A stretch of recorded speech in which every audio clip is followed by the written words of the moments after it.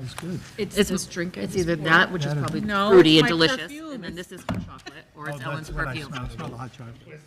Well, I just squirted it on before I came here. Oh, nice. It was an impulse buy. Yeah, get to enjoy welcome to the East. Loving it. I got a gavel. Seems so violent. Welcome to the East Bridgewater School Committee meeting of Tuesday, February 18th. And if you have a motion to open, Motion to open? Second. all in favor? Aye. Aye. And we'll move right to the Pledge Allegiance of the flag to the United States of America. I pledge allegiance to the flag of the United States of America and to the republic for which it stands, one nation, under God, indivisible, with liberty and justice for all.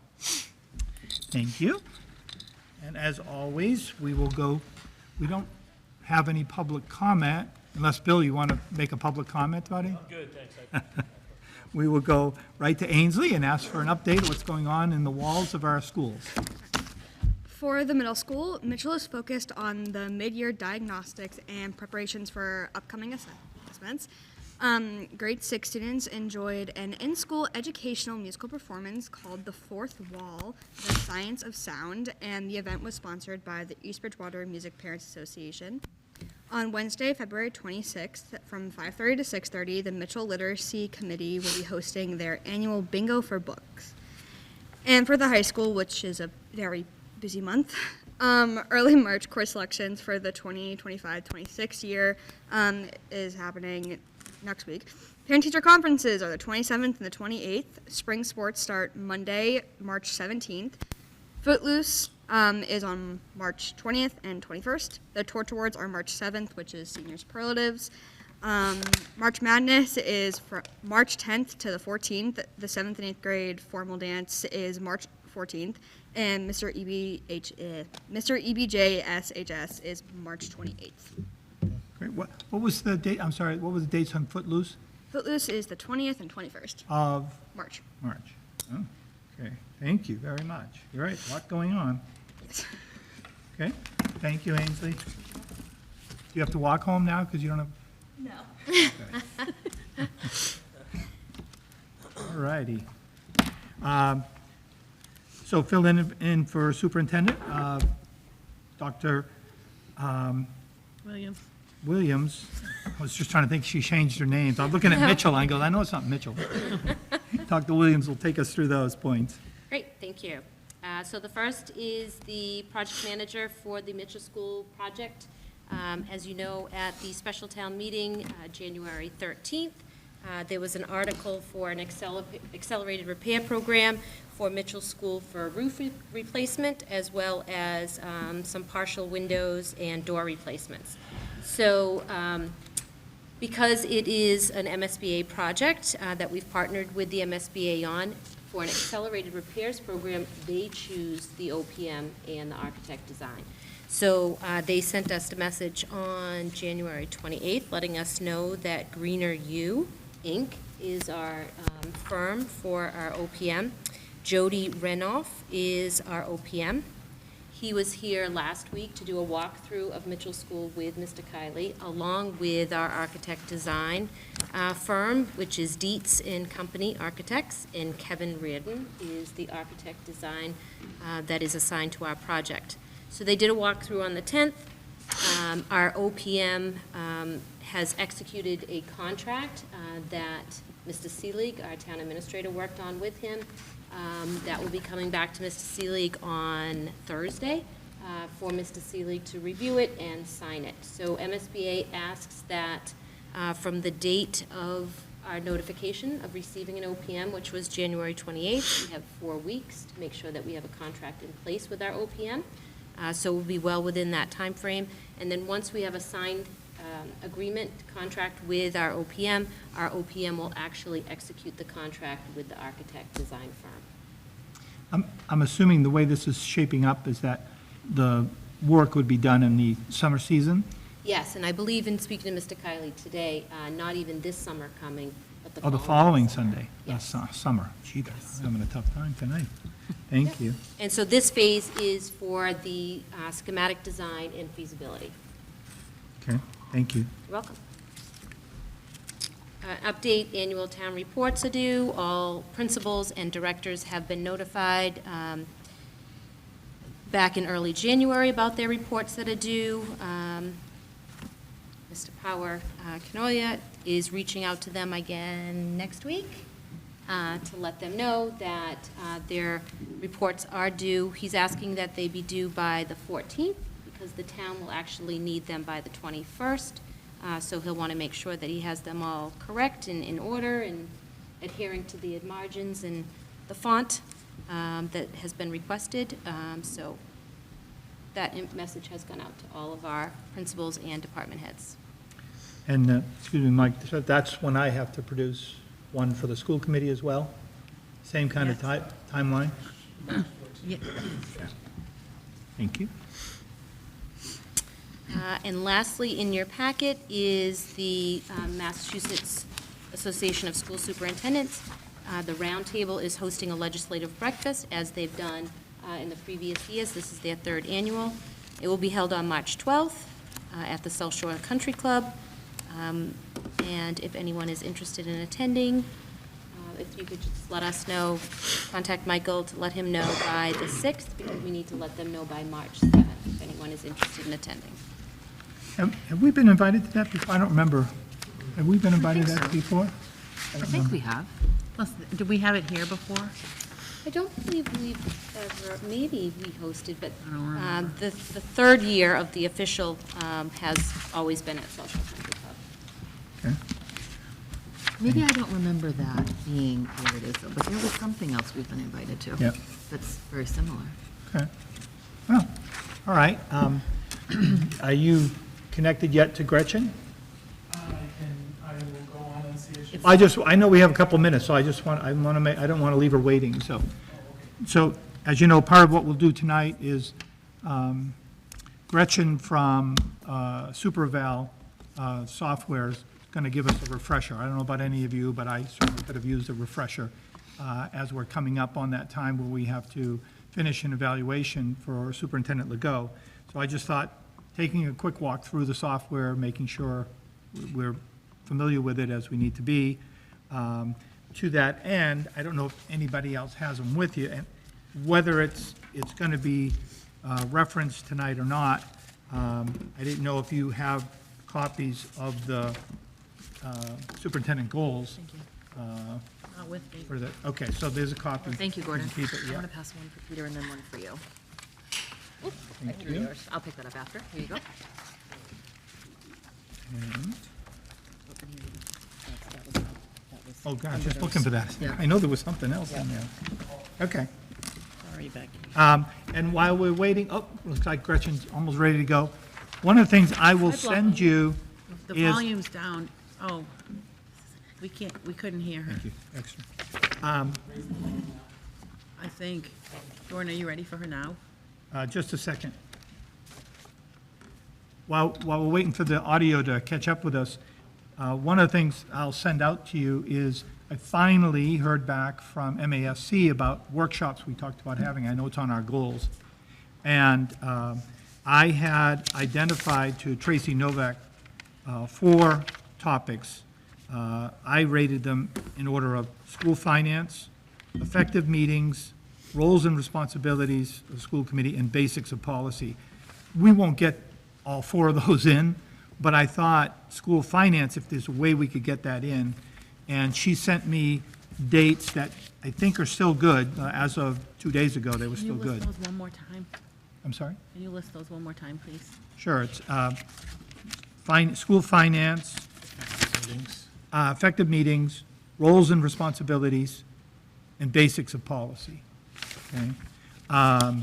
So I just think, given the season that we're in and all that's going on, be great to have the finance under our belt. Yeah. Unfortunately, they're bringing somebody new on, and it's been a bit of a delay, so if we can, I'll send dates out and see if we can agree on a particular date and time. It'll probably be like this time, 6 o'clock or something some night. And it shouldn't be very long. I don't know if it's an hour and 15 minutes like Peter bets on, but, Roles and responsibilities would probably be good after election yeah. when we get, Oh, yeah, perfect, yeah. If you want, we can set that up, just so you have a placeholder for it, so. Can I raise my hand for a second? Yes. Just for, for my personal, 6:30 Is a is good better. time? Just Sure. because I have to like get an earlier train. I don't want everybody to adjust over me, I'm just saying. No, If but it's that's possible okay. to push a little bit to 6:30, that would be I'll great. target 6:30, unless anybody else has it. No, okay, great. Are we technologically ready to go, Mike? I think so, Mr. McKenna. I'm just gonna get the volume here. Okay. Hi, Gretchen, can you hear me? Yes, I can hear you, Michael, thank you. Oh, perfect. Great. Dr. Williams and Mr. McKenna right Yep. there.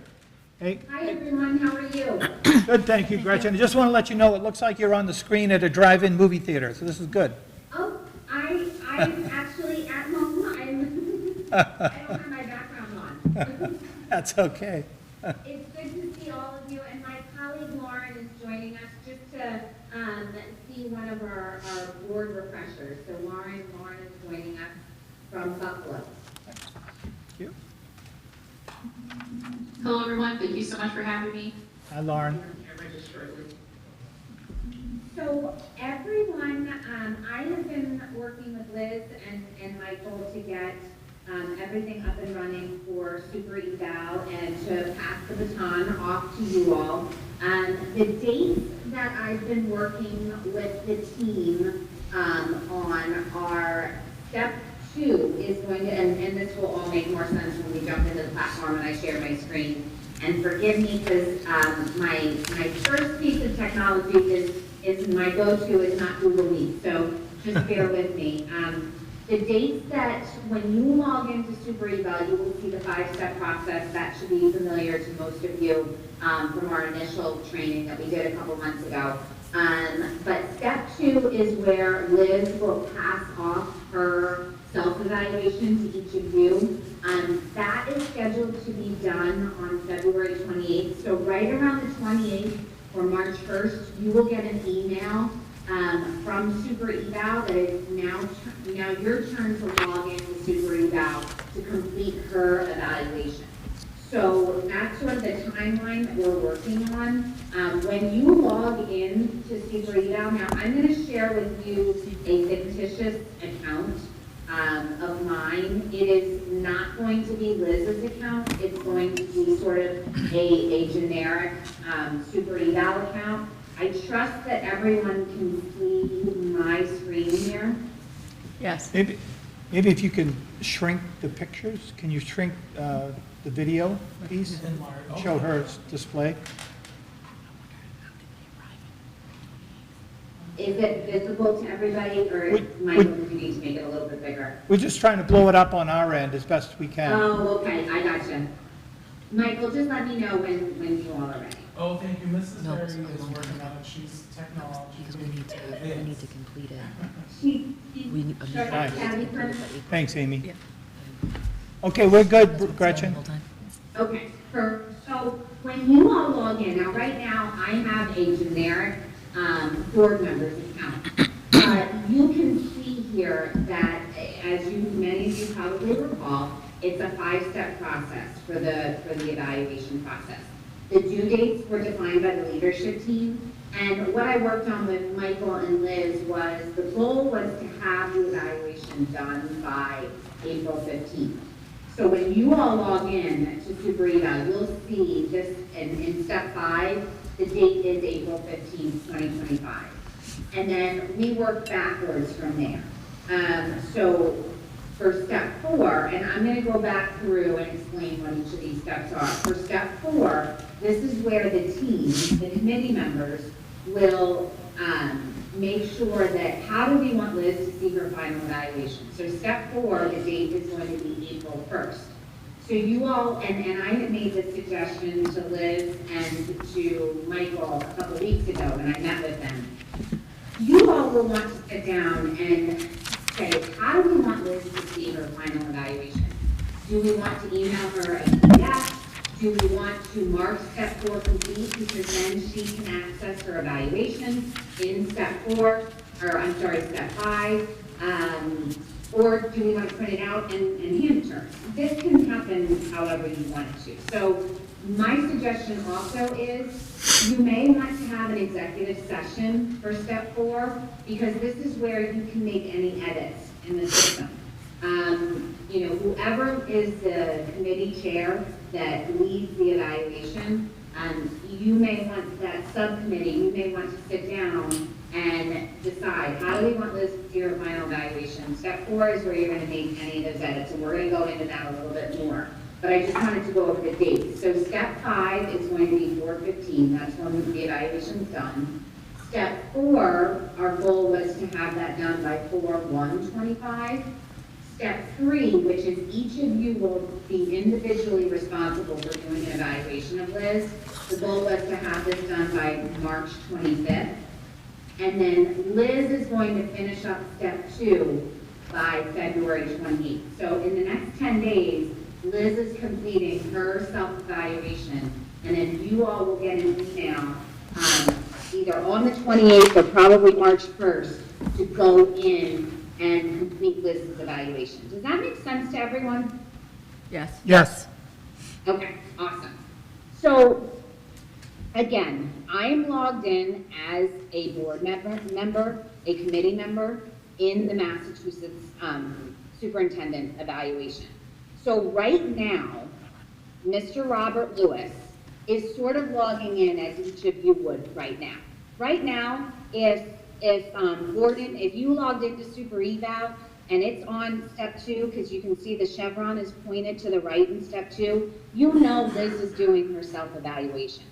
So you really can't do anything. I received an email from Rebecca this weekend asking, should I have access to anything? And I said, no, you won't have access to anything until Liz marks step 2 complete. Now, what you would be able to see is, you can see in step 1 here, the annual goals are hyperlinked. You would be able to see, and I would be able to click on step 1 here, and I would be able to see these were the goals that Liz put in. Now, this is a fictitious account, so these aren't Liz's goals, but you would be able to see the goals that were put in and decided upon between the committee and Liz. And then also, you would see the DESI indicators here in step 1B. But there's really no action item for you to do as a board member until Liz is done with her self-evaluation. So what I'm going to do is I'm actually going to jump back to a previous year's evaluation just so that you can see what you are going to do if you were to log in and complete your evaluation. So when you get that email right around February 28th, March 1st, you will see that that chevron points to the right in step 3. This is where committee reviews and evaluates the superintendent. So right here, I can see this chevron's pointed to the right in step 3, and I'm going to click on this as a committee member. So when I look here, here is my superintendent self-evaluation here at the top. Okay, I can see all of my fellow committee members. They've logged in, they've done, everyone's done a pretty good job of completing their evaluation. I can see Amar Barkley hasn't started yet. I'm Robert Lewis.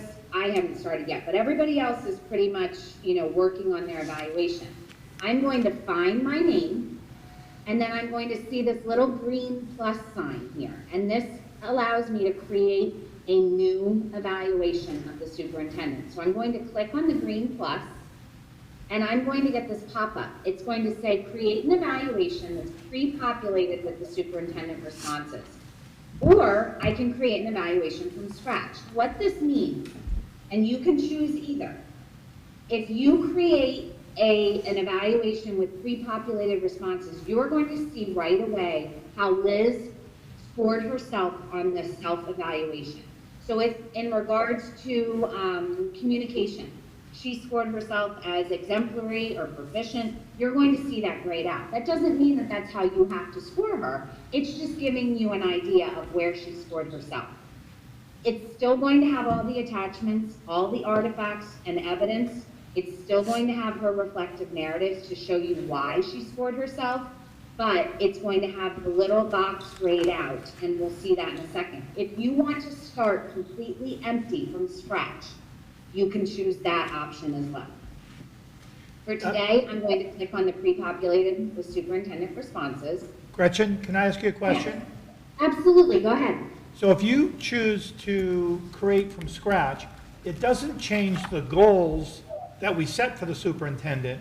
You just don't see her or his responses? Exactly. So you are spot on. It doesn't change anything other than this screen. So do you see how right here in indicator 1A in curriculum, exemplary is grayed out? Yeah. It would basically be not selected. So you wouldn't see where Liz scored herself in the rubric rating. It wouldn't change anything else other than giving you that immediate inclination as to where Liz views her own work.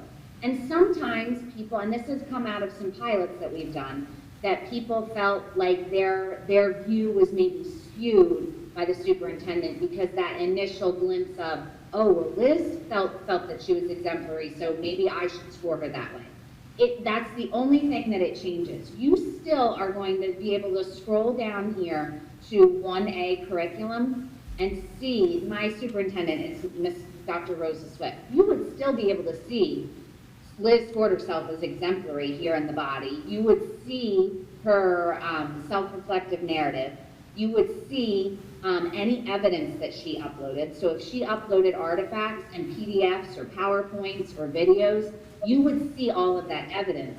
It just takes away that initial scoring. But again, even if it had exemplary here, you as a board member have the ability to look at what Rosa or what Liz uploads, and then you have the ability to say, well, I actually think that she's proficient in the area of curriculum, so I'm going to click on proficient. I'm going to add in my feedback as the board member. I'm going to be Robert. I feel that you have shown a great deal of growth in this area, and then, whatever you want to do, and then you can sign and date that. That's going to show your name, you're the committee member, the date that you put this in, and then if you want, you also, as committee members, you can add in your own supporting evidence. So if you have evidence as to why you're scoring Liz proficient or needing improvement, and this is why you scored, so this is your why. Just like Liz had her why down here to support why she scored herself as exemplary, this is your why to provide evidence and feedback as to why you're scoring in a certain manner. And Gretchen, I'm sorry, as a Yeah. Gordon again, sorry. Sure, no. I noticed that, I didn't pick this up before, that's an optional section. So somebody could score this without filling in a narrative? So Liz needs to give a narrative on why she scored herself in a certain manner. Board members, committee members, if you score as exemplary or proficient, it is optional. Does everyone see what changes if I add needing improvement? Oh, I see, okay. That was So the Yeah. difference. I've always been taught that if we put exemplary or needs improvement or unsatisfactory, that we have to give a dialogue, but if it's proficient, so we didn't need to. The way our system it has been built is because the evaluation support and foster growth and feedback. The system has been built that if you're scoring as exemplary or proficient, the feedback is optional. Oh, The feedback is required if we score needing improvement or unsatisfactory. So we want to give the feedback and the why if we are scoring anything from 50% or below. and this is Ellen, by the way. Yes, hi Ellen. Hi. Are we still following the DESI model? Yes, yes. So the DESI indicators are right here at the top. Instructional leadership, management and operations, family and community engagement, and then professional culture. The annual goals are going to be down here in the last section. So these 4 DESI indicators, and those are everything that you all had chosen at the beginning of the year, which were the areas of focus. And then the annual goals are going to be here in the last section. So I think, Michael, are there 3 or 4? 4. Okay, so there's four annual goals in Liz's evaluation. So in this portion, you all are going to have 4 areas to score underneath annual goals. And you will see exemplary, proficient, needing improvement, or unsatisfactory. And again, the same stands here. If you score as needing improvement or unsatisfactory, you are required for completion to give feedback. Thank you. So then, once you all have done once you've gone in as each individual board member or committee member, and you've done this and completed everything, and I actually have this little tool up here that will mark everything for completion. So once you see that everything's at 100% up here, you know you've done everything in your evaluation. So as a committee member, I go in, I need to complete the evaluation. Now, the committee president, the committee chair, they have some additional responsibilities. And let me go ahead and I'm going to show you from the committee chair perspective. If you just hold tight 1 second. Also, while you're doing that, this is Ellen again. Sure. Yes. I think it was step 3 committee. Yeah. Review and evaluation. That's, oh no, actually it was step 4, consolidated evaluation data from the committee. That's, typically what we would do is the superintendent evaluation subcommittee would get together and compile the individual evaluations. Okay, so that can still play out how you've done it in the past. So that's really good feedback for me as we kind of jump into this next step. And just to kind of paint the picture here, Dana Cantu is my committee lead. This would be my committee chair. They are the trusted agent of the evaluation, so that person is the only person that can move and mark a step complete. So if I'm the committee chair, I'm Dana Cantu, I'm going to go in here and say, you know, Amar Barkley is out on leave, he's not going to be completing the evaluation, but everyone else, let's just say these are 25. So everybody's done. We know that everybody's finished with their evaluation. As the committee chair, you're going to have this little button up here that says view details. This is going to give me an idea of, you know, right now, people are really all over the place with their evaluations. What we want to see is that we have lots of green thumbs up, that the majority of the board is in one definitive area. Here, we are, you know, quite all over the place with the data that I have here. That usually doesn't happen with, you know, the evaluations, but we can see here, you know, Aiden Bishop, Jed Dunn, Mary Ann Davis felt that the superintendent was needing improvement. Here we have under proficient, we have Wendy Blankenship and Robert Lewis. And then up here, we have our superintendent, we have our board president, and then we have 2 other board members. So we might need to sit down and have some conversations. Now, the system is going to consolidate and compile everything, Ellen, for you. So you don't need to compile it, but you can make edits in the next step. When we're going to come back here to the dashboard, and like I said, the trusted agent can mark this step complete. It's going to move us into the next step where the subcommittee can still sit down and really finalize the evaluation. How do we want, as the subcommittee, for Liz to see her evaluation? So when we move from step 3 to 4, now my suggestion is, you know, and from what I'm hearing is, the subcommittee will probably sit down as a smaller group and we'll see the evaluation. So we'll jump into step 4, and this is where it sounds like a smaller group of you will sit down and say, how do we want Liz to see this evaluation? Here's this high-level data view. And this is going to be all the DESI indicators that you all are familiar with. So we're going to see indicator 1A is curriculum. The majority of the board scored Liz as proficient. Liz scored herself, and again, this is not Liz's evaluation, I'm just using Liz's name so that it's a little bit more relative. Let's say Liz scored herself as exemplary. Here the board felt as though Liz was proficient. This gives us that high-level data view. Maybe we need to dive back into the evaluation and make adjustments. This is the step that those adjustments and edits take place in. Here, we have our superintendent scored herself as needing improvement. The board felt as though Liz was proficient. So again, we can go back into the evaluation and make any edits. You can also take a look up here. We can look at the average reviewer values, show individual responses. So then we could hover over this and see the names. We could see the highest rated competencies, the lowest rated competencies. And then ultimately, you as your subcommittee can go back into the whole entire evaluation by clicking on this orangish brown button. And this is exactly what you all did individually. But here we see this edit button up here in the upper right-hand corner.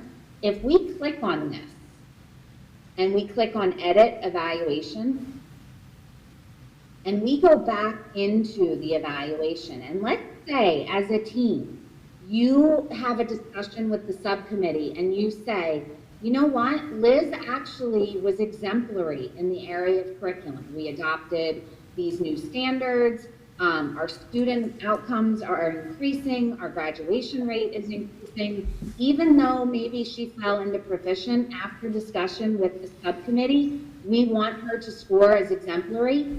If I click on exemplary, that is going to save that progress. So the trusted agent, who's the committee chair, they're the only person that has the ability to click on that edit button and then change these scores. If there is any feedback in the feedback and comments. So this is consolidating all of the feedback from the committee members. Let's say that Wendy Blankenship, this last sentence that Wendy added in was very subjective. I didn't like how Liz voted on this item in the January 10th board meeting. And it had nothing to do with curriculum. And we as a subcommittee agreed this comment shouldn't be in Liz's evaluation. We can edit that, highlight over it, and now it's not going to be included in her evaluation. Does that make sense to everyone? Yes. Yes. So this step 4, Ellen, I think, you know, the subcommittee would then come together, like you could meet in the library, just as you're doing, and have Liz's evaluation up on the projector, and you could go through each area. So you would go through instructional leadership. You would go through management and operations and go through each of the indicators and say, is this how we want Liz to see her final evaluation? Okay, if you need to, you can add in any additional supporting evidence. You will see all the feedback that's been consolidated by the system of each of your fellow committee members. And then you're also going to see Liz's comments. And then you'll navigate through each one of these. How do we want Liz to see this? And then you'll go through the annual performance goals. And there are 4 of them, so you'll want to make sure that, do we need to make any changes? And then once this is all done, the committee chair will, you will mark this step complete. So we'll come back to the dashboard once this is all done. Now, the minute you mark this step complete, once you mark step 4 complete, Liz will get an email notification that it's her turn to go in, that she can see her evaluation. So once we mark step 4 complete, Liz will get an email that she can go in and she can see her evaluation. I have some school districts that they like to print out the evaluation and simultaneously mark step 4 complete and go through it with their superintendent. I have school boards and committees that, you know, their subcommittee takes their superintendent out to dinner and they go through everything together.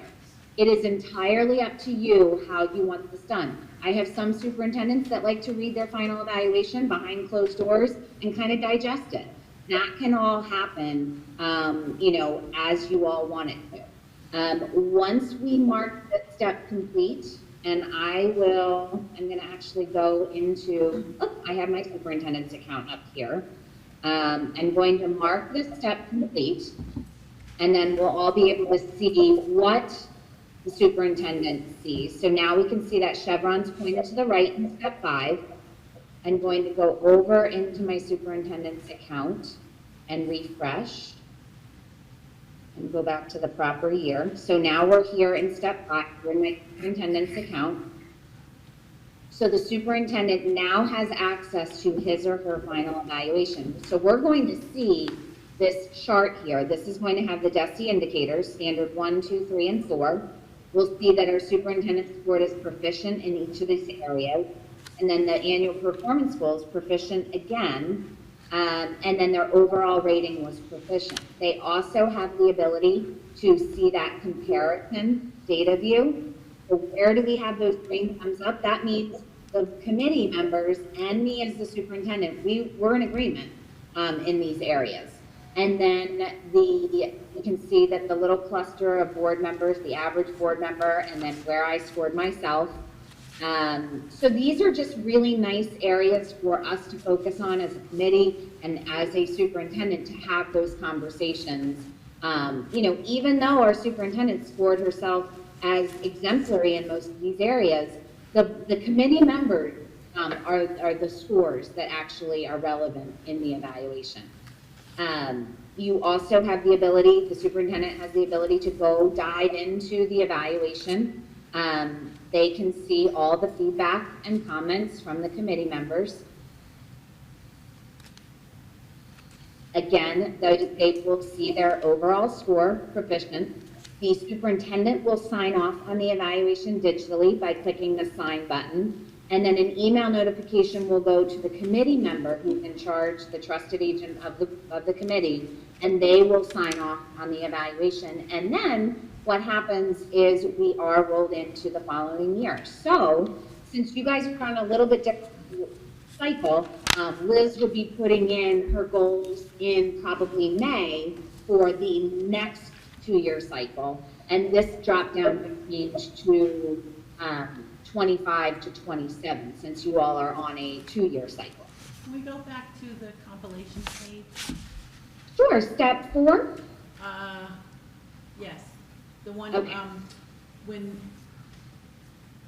all of the standards and indicators are filled out, and then there's the page where the compiled information, not the goals, but the standards. Sure. Let me jump back into one of our committee members' accounts here. Okay, so I was wondering if the standards results populated or pre-populated the compiled page, so that we don't have to, so that nobody has to go back and do that on their own individual evaluation, or do they go to that page and then they fill out what they think that what they feel their results are? So each person in the committee is going to individually score in step 3. The system is taking into account everyone's feedback and everyone's scores here in step 4. So you don't need to go in and rifle through everybody's evaluation. Like, this is putting together everyone's scores here in instructional leadership. And if we take into account everyone's scores, this is where the superintendent felt. Actually, I edited this, it was proficient, and we bumped this up to exemplary. But this is going to allow, the system's going to compile everything and consolidate everything. So you don't need to rifle through and say, Gordon scored exemplary, Ellen scored proficient, Rebecca scored improvement, and we need to, put them together so those grades would actually be proficient. Oh, okay, that's not what I meant. So at the end, when each individual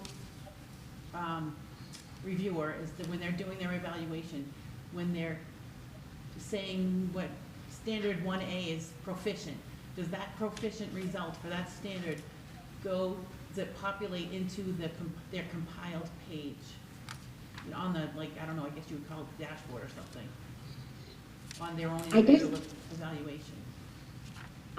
So on an individual basis, each individual is having their own voice. So Yeah. like, I mean, so if I don't have the paper version in front of me, but if I had the paper version in front of me, it would be the first two or three pages where it has the superintendent's goals, and then it has standard one, instructional leadership, whatever the second one is, and it would say either proficient. You flipped by it. One of the screens has the image on it, where it would either be needs improvement, proficient, exemplary, whatever. So I was just wondering if the data from the inside of the evaluation would automatically populate one of the first few pages where, you know what I'm trying to say? I'm not sure. I don't. I can tell you I went on it the other day. I don't know if this is going to answer what you're looking for. As a person that would be able to go in, you would see, well, and obviously I haven't gone as far because Liz hasn't put stuff in, right, that's not complete. But when we go on, we see each goal and then all of the standards, like 1A or 1F, or, you know, whatever. It's all laid out there, right there for us. And then and then there's like action items and other types of things, so we see everything in a nice organized way. Is that what you're saying? I was just wondering if the data that was inputted, if it automatically populates at the beginning of the individual evaluation. so the data that Liz uploads, like her No. artifact? No, if each individual evaluator, if they're, like say they select proficient for something, for whatever indicator, does that information automatically populate it's either the first or second page or something in the beginning of the evaluation, where typically the reason why I asked this question is because in the past, someone would put one thing, and then on the inside of the evaluation, they would have something else. And it was like, it made a Okay. conflict. And so I was just wondering if, Okay, so here in like Robert, if on standard one, if he scored as proficient for indicator 1A, yeah, and then if that wasn't transferring over into his consolidated view, is that, yes, what's the, where because would be the there's consolidated? only one area for each, like under instructional leadership, this is the DESI indicators.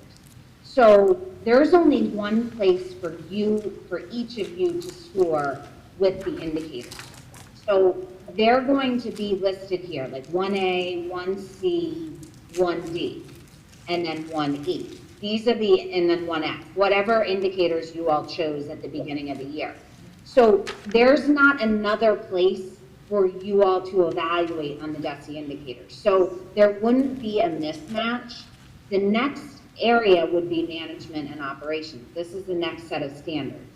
And then family and community engagement, and then professional culture. And then this is completely separate, the annual goals. Now, in Liz's evaluation, Michael and I worked, and Liz and I worked together to align our annual goals to the indicators so that you can see that they complement each other. But there aren't multiple areas for like each committee member to evaluate on instructional leadership. So there would only be one place. So it wouldn't be like opening up another section and then they don't kind of align to each other. They don't jive. It's like a mismatch. I think I'm picturing what Ellen might be thinking. I believe with this software, Ellen, there's not like that first page. Summary page. Yeah, so the way that I don't think with this software, it's gonna look exactly the same where you have this, almost like each individual member has their own grader score and then we break it down. Gretchen? It's just this Yeah. way. I'm sorry, I should have. I targeted to 30 minutes for this, so I know we're just about done, I think. And what I would say is, I think this certainly helped me to refresh. And if we as individuals have questions, we can just reach out to you, correct? Absolutely. And I just wanted to share with you, we've actually recently added, it's really actually very exciting news. We've added a client success team to our team of members in Buffalo, and the two of our individuals are Lauren and David Lawrence joining us tonight.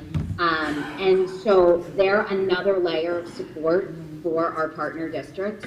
So, if there are board members that need a refresher, or you have, a specific question, or Ellen, if you want to jump on, and like, if you get into the evaluation and you're stuck with something, you send us an email and we'll hop on a Zoom and we'll go through to make sure that I can clearly, answer your questions for you. So we all want to make sure that everybody feels well supported. I think Michael can speak, volumes of, the support on the front end.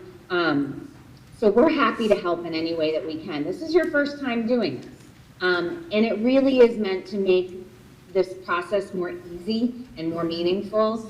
And, you're not, and Alan, rifling through and consolidating everything. So please reach out, and we're here and happy to help. Have conflicting. Thank you. Okay. Thank you. You're very welcome. Thanks, Gretchen. Sure. And Michael, you can share, I think everybody should have my email, but you can share my email information again, and you're all welcome to reach out anytime.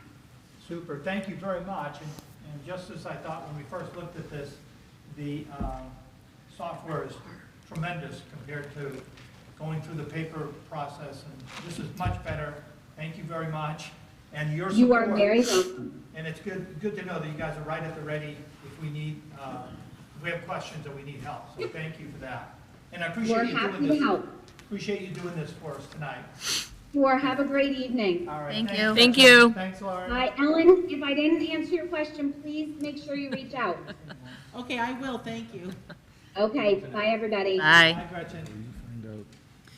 Gordon, before we move on just from this particular topic, and this could be something we pencil for later, we clearly have time to talk about it somehow later, I just wanted to throw out, I'm not comfortable with us in any sort of way as a subcommittee editing or deleting or changing any words that any one of us have used. I think that is not inappropriate. I think it's inappropriate. I think everybody's voice matters, however they choose to express it. And if that needs to be voted on at some point or whatever it may be, I don't think at all. And as a member of that subcommittee, I'm saying I won't at all edit anyone's particular feedback. And I also am not comfortable going in and saying, if the data said that it's proficient, then that's what it is. It's not that 3 people independently decide, no, not really, it's exemplary. I just am not in favor of that. 100% agreed. Thank you. Appreciate that. That was one of the things I noticed right away. I don't want anything that I write being deleted. Yeah. The only thing we ever did was if it tied, then we would put an answer.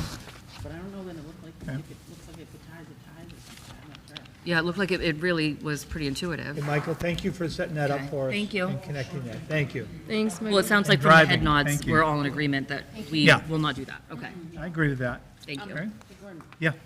the only thing that wasn't mentioned was typically, the chair, that would be you, meets with her to go over all the.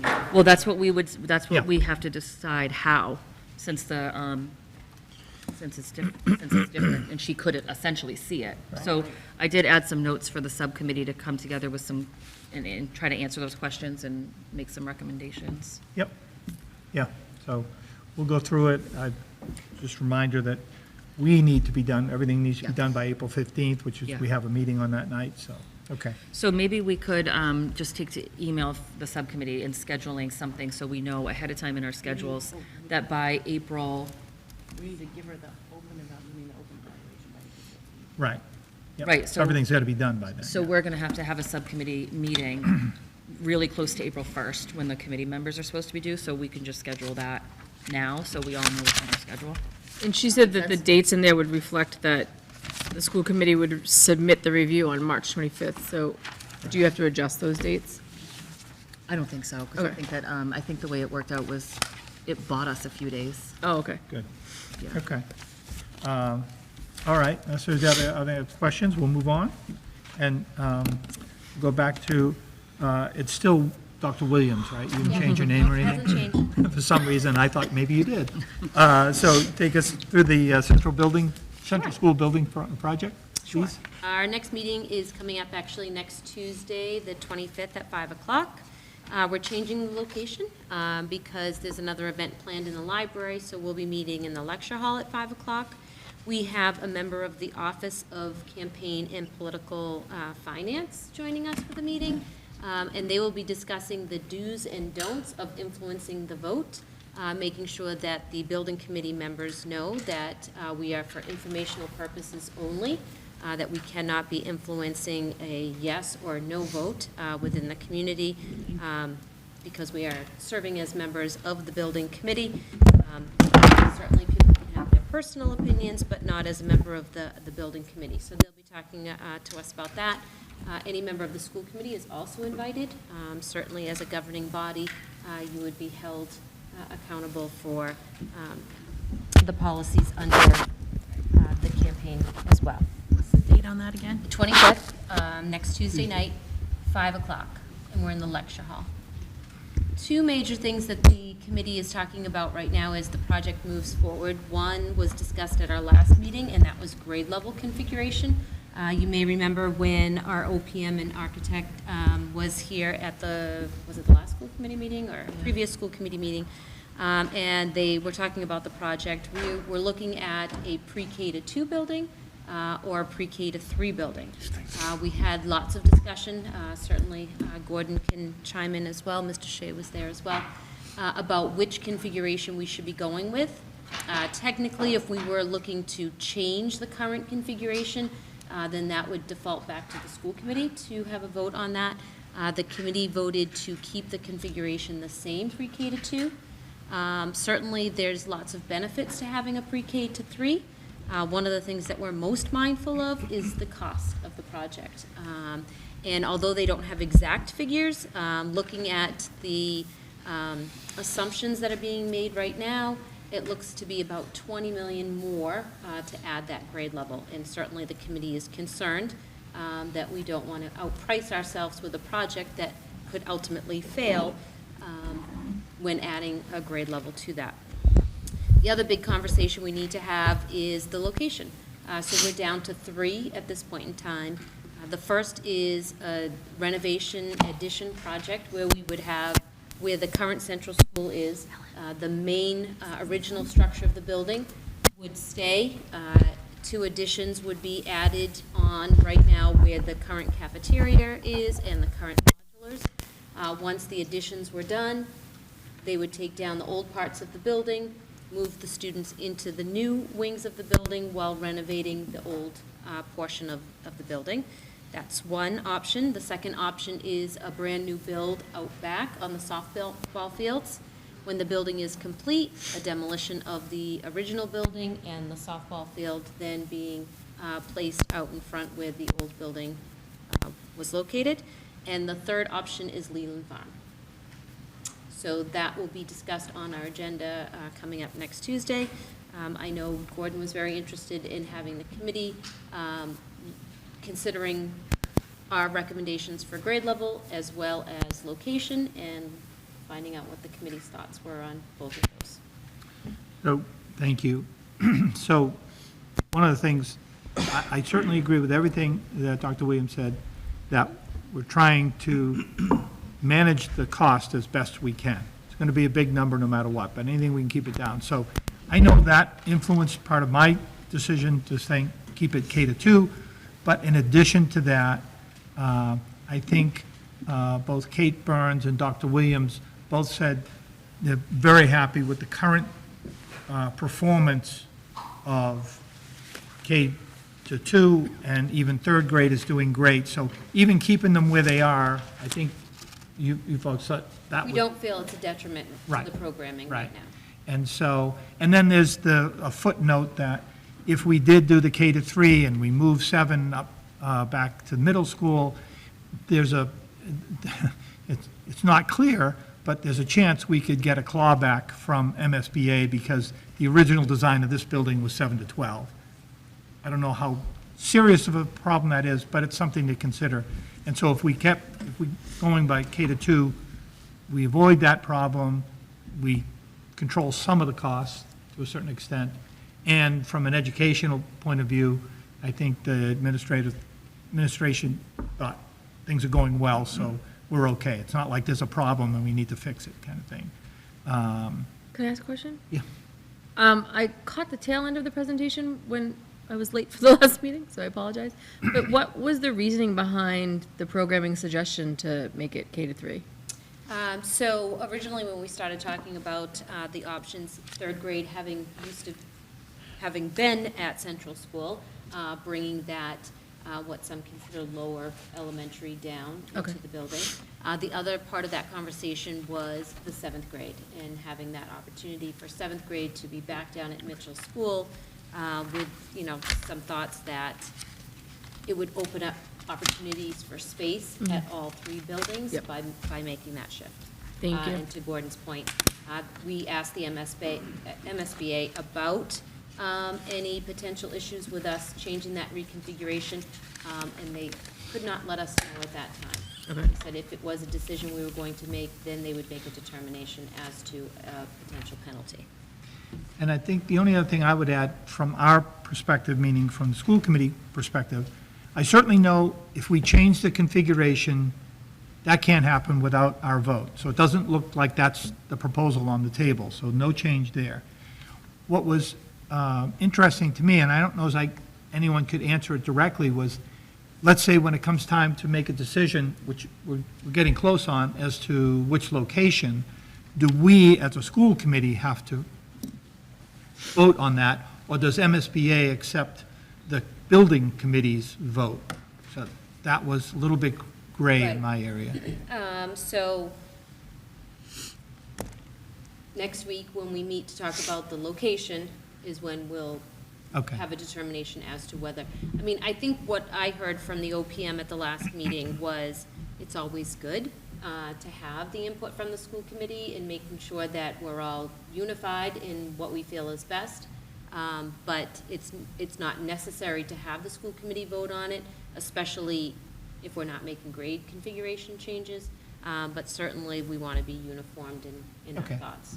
Yeah, I just want to make sure, obviously, this is it's a big event, a big project, and I just want to make sure that we, as this committee, is in the loop, so to speak, and if people feel strongly like, oh, hey, wait a minute, I think it should be somewhere else, well, okay, you have a subcommittee for that reason, and just like all of our other subcommittees, we'd like to listen to the subcommittee, because they're doing the most work on it. For us to jump in, if we haven't been at those meetings, and to jump in at the 11th hour is a little bit unfair. From the size of the group and from the focus of the group, it's a good group of people. They know what they're doing, and there's good dialogue and good discussion. So I feel really comfortable. And But certainly with yourself and Mr. Pika as Yep. school committee representation on the Right. building committee, certainly we want you to share the collective voice Yep. of the committee. Yeah, and so each step of the way, whatever's, if the next step is to zero in on our recommendation to MSBA as a site, and we'll make sure that you folks know where we are on that. Okay, thank you. Is there anything else on that? No, Tina? does anyone have strong feelings on? No, I location? completely trust everything of all the hard work that is happening on that committee, and no, that would feel like a silly coming out of, no pun intended, left field situation for, right, for, Very good. thank you so much. Right, for me to come out and say, I demand that it's in this spot. No, I have complete faith that the committee is doing everything in a way to look out for the community. I second that, but I did like the design of the first option, that they were gonna keep the Yeah. historical part of the central building. So that, just on a personal level, I thought that was nice. Yeah. But Yeah. whatever you guys decide, I'm sure will be wonderful. And to be honest, personally, that sounded best to me. It was the best of both worlds. Certainly, we want to make sure that how that space can be reconfigured so that it's valuable space as opposed to just preserving Yeah. the facade and cost. Yeah. Right. Yeah. I think most people kind of leaning that way. We didn't take a poll or anything, but to me, it's a nice to have, not a need to have. Right. And if the people who know this stuff and put these buildings together say, well, you can leave it there, but it's going to cost you, and I don't know what you're going to do with the space, obviously, those would be determining factors, so.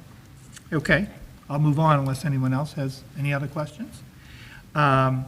Subcommittees that have met, obviously, Budget Subcommittee's been meeting, Bargaining Subcommittee is meeting. We'll go to executive session after this to give you an update with our conversations with the teachers. Budget is obviously, right now, we're scheduled to do the public presentation next Wednesday, and obviously, there's a lot that has to happen between now and then. The caveat there is we want to keep the public informed as to where we are and our best guesses as to what the numbers are, but given that the fact that the teachers, we're still in conversation with them, nothing's finalized there, and certainly the town has their own set of challenges, so we're trying to work through all that. We want to give the public an update, but we want to make it as accurate as we can. What's the most accurate is when we sit to certify, which right now is targeted for March 18. Is that, anything you wanted to add to that, John, or anything? No, I didn't know if you were about to say something, sorry. So that's ongoing, and we'll keep, we'll have to make a determination probably by tomorrow if we're going to change that date off the 26th if we think that buys us some time, so. I just want to make sure in those whole counting the days before the town meeting, we don't want to mess up with that, so. Let's see, the annual school committee calendar, I know Mike included that in here. I should have, great, yeah, I already made my notes on it. And so we voted to add the May 6th meeting. Originally, that wasn't one there. It would jump to the 20th, which would be after the reorg and after the election, assuming somebody pulls papers, which is a good thing for you folks at home. This is a great group. Come on in, join. Has anybody pulled papers? No, not yet. What's the deadline? The deadline to March? pull is March Well, 20, something, March, okay. I forget what the date was, they told me, I don't remember. And Sometime in March.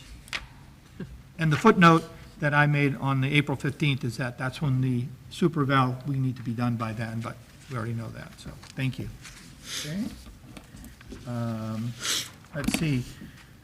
The Reed's collaborative correspondence, I think that was just FYI. I don't think there's any action we have to take on that,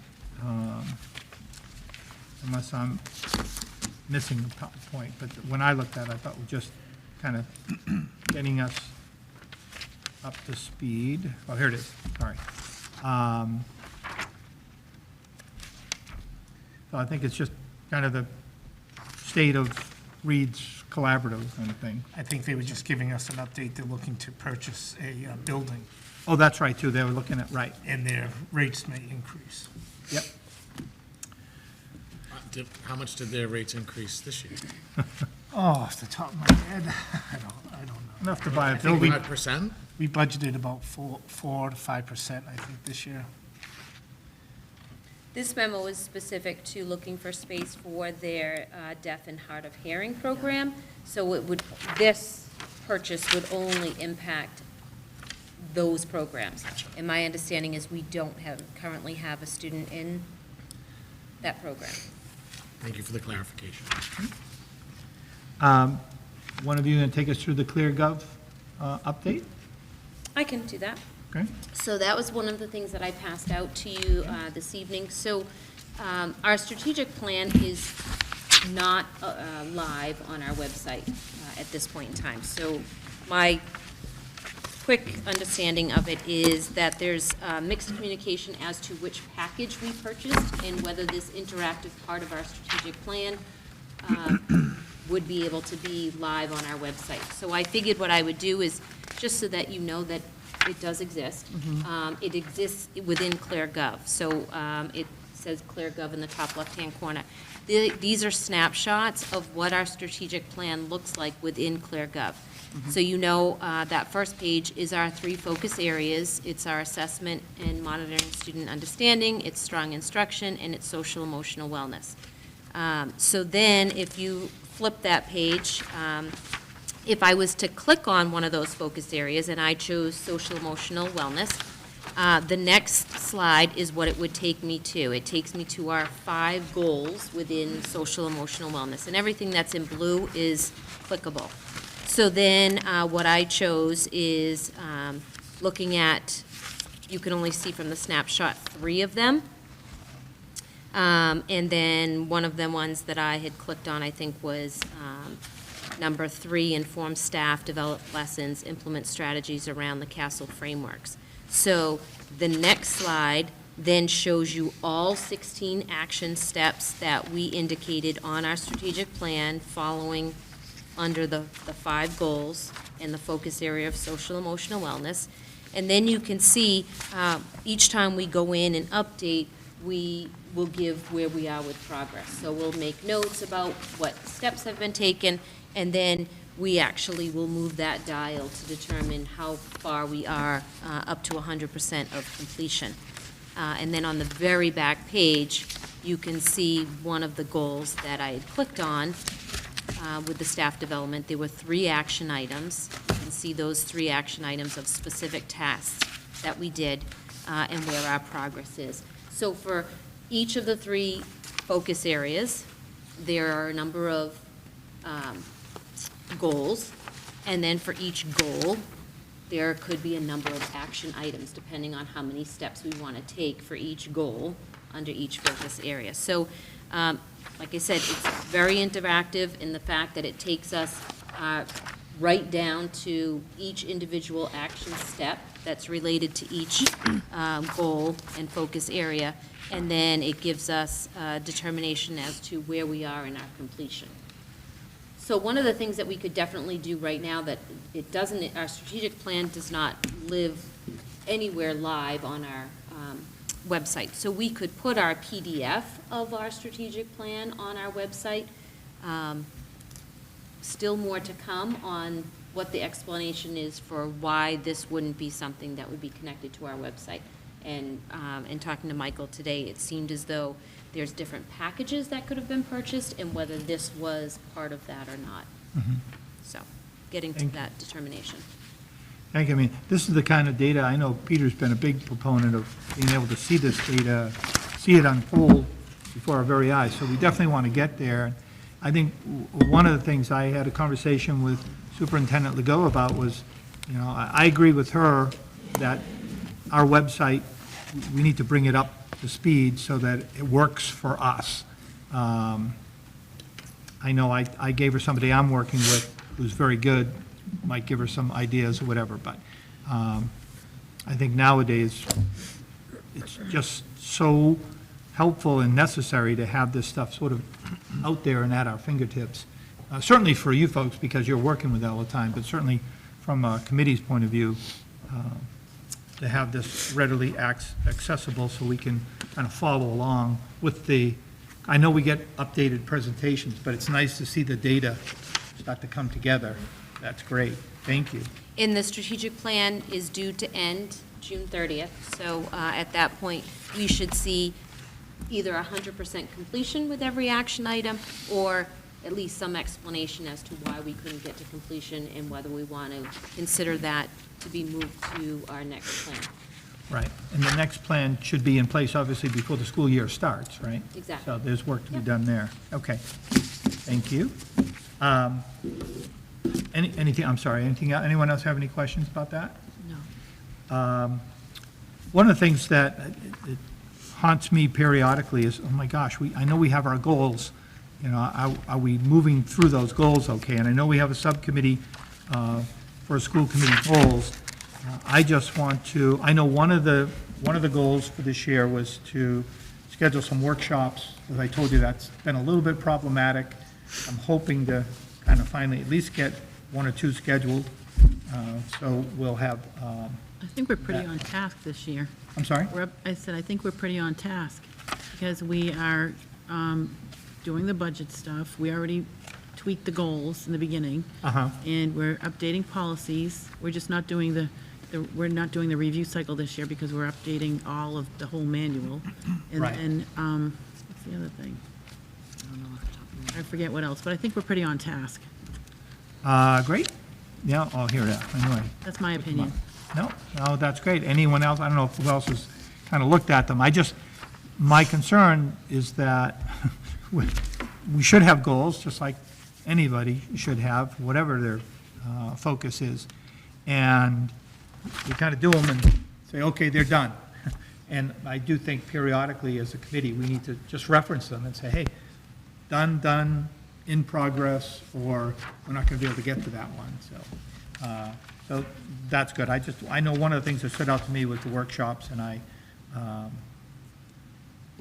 wanted to make sure I didn't drop the ball on Trying that. to get everybody I don't think together. you dropped the ball on it. It was really hard for us to lose our guy, Yeah. like this entirety of the fiscal year so far, right? So I think if we hadn't, we would have and could have had workshops sooner. But without our regional guy, Right, you were a little blocked there. yeah. Well. A and for that- effort, Gordon. We Thank all you. see your effort. Thank you very much. The whole idea between going to one meeting a month in general was to free up some time, not only for subcommittees, but maybe some workshops, so you're not eating up all of our time, so. Let's see, the DEI audit status, I don't know if you have an update on that. I know someone from, was it North River? Yes. Is coming in. I know they met with the administrative team, they were gonna come back out and individually go to each of the schools. Yep, so Michael reached out to Arturo Forrest, who conducted the first round of audit by meeting with the administrative team. He reached out to him last week, just asking him about getting a date on the books for him to return. He responded saying he's looking at mid to late March to come back. And so Michael had written back asking about March 10th, and that was last Friday, so we're just waiting on correspondence. Oh, great, thank you. The immigration update from MASC, I kind of glanced at this, and it seemed to me that there was no major action unless somebody else knows more about that than I do. I think from Superintendent Legault, she mentioned, I got the impression that we're okay and there's no action we have to take there. Is that correct, or? Right, we just need to remind our main offices that if anyone's coming in looking for any students, we follow the same protocol we always would. If they're not an emergency contact, then certainly parents would be our first call before any Okay. action would be taken. Thank you. And Mr. Silva, I'm sorry, I should have moved you up on the agenda, kind of having you sit there. One of the questions I had was, now that the MCAS have been voted on, and therefore can't be criteria for graduation, oh, by the way, what is our criteria? And so Mr. Silva was nice enough to be here tonight just to kind of tell us, by the way, kids are going to graduate this year, right? Yes. Oh, good. You hesitated there for a minute. It was a little scary, but okay. So, are there any questions at first before I, No, I just think just giving us an overall, hey, this is how we're going to determine who graduates this year if we're not using, we're not depending on the MCAS. well, there's two things that have to happen with graduation. The first is they have to meet the requirements of every school district. So there's a set of courses that they need to take in the 4-year window. And also those courses are aligned with the Common Core standards from the state of Massachusetts. So that has to happen across the board. The second piece of it was to pass the MCAS in mathematics, ELA, and science. Obviously, the MCAS piece is gone. So we had to come up with a way of replacing that portion. So I give you a handout. What we're looking to do is, this is obviously just a draft, and we've taken we've looked at a number of different places. So I'm in a principals group with about 25 different principals in the local area. So we kind of go back and forth on this on a weekly basis. It was a survey that Dr. Williams shared with me, I believe was from Mass Association of Superintendents. Yep. And then the third piece is looking at other districts that have already kind of determined what they're going to do.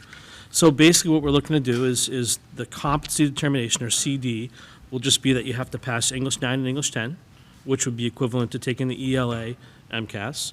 You have to pass 2 courses in math, 9th and 10th grade, which would either be Algebra 1 geometry or Algebra and Algebra 2, geometry and Algebra 2, depending on where you started. Some of our 8th grade kids take algebra, so you would take geometry and Algebra 2.